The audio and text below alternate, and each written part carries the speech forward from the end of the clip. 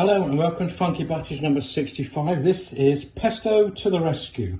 I have my homemade pesto in here, which is nice and runny, and I'm going to add last night's roast chicken, just cubed up a wee bit so it can mix in with the pesto.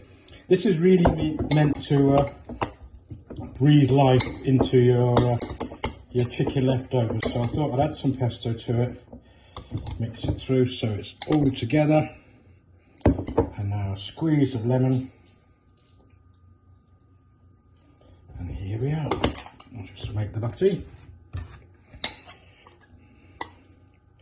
Here is Funky Butties number 65,